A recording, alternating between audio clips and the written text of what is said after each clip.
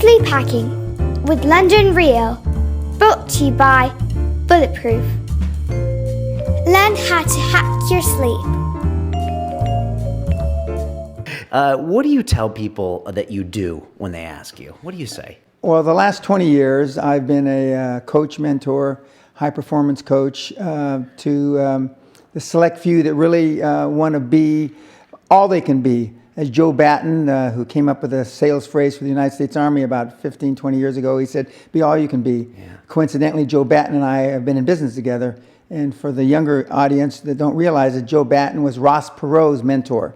Okay. And Ross Perot is a blast from the past. Yeah. Ran for president against, or pretended to run for president against Bush 1 back a long time ago. He got one of the largest independent votes. Correct. Yeah. In history. He kept Bush from being a president the second time. Right, and that's why Clinton got elected because of Perot. Correct. Yeah. Absolutely.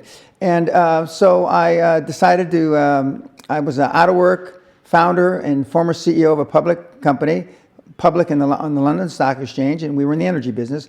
We were international, South America. We were in offshore drilling, coal mining, exploration, and we were across the board except for retail to gasoline stations.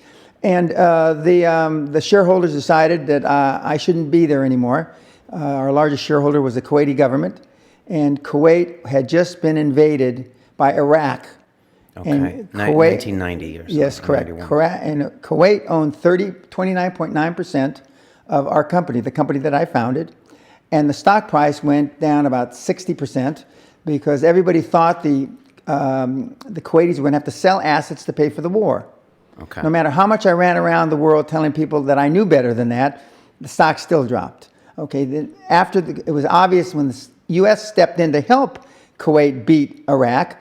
Then they said, well, they're going to need to sell all their assets to rebuild Kuwait, which I also knew was rubbish. All right. Well, we'll get into the details of that. So you left that company. I left that company. They exited me. Okay, they exited you from that company. Yeah, and then I decided, what am I going to do? And a good friend of mine said, Dan, you're a great speaker. Why don't you coach? Why don't you give back until you decide what you want to do the next round?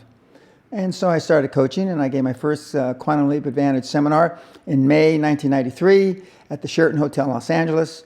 And then I gave, shortly thereafter, I gave my first Castle seminar.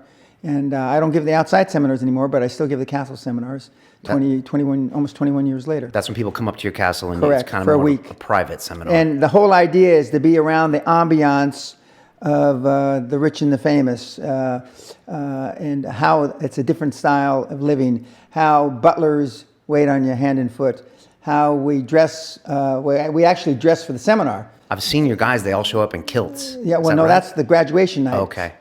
Instead of tuxedo, it's the Scottish tuxedo, kilt, black jacket. But I mean, for the seminars, and even the people that are like to wear T-shirts and jeans, they wear suits to the seminar. Okay. And even though I know you can make money, especially in the Silicon Valley type places, high tech, not wearing suits, all I know is when I go into a banker, or even some of my technology mentees go into a banker, the banker feels more comfortable when he looks like you. Yeah, and if you're asking for money, one of my old friends said he always wears a suit. Correct. Yeah, but you're outdressing me today in a big way. I didn't mean to. I just came from a meeting in the city.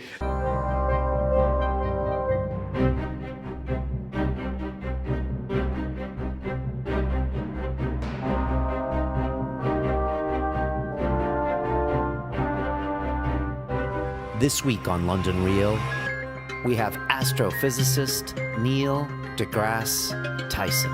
I wake up every morning astonished that an astrophysicist can have 1.7 million Twitter followers.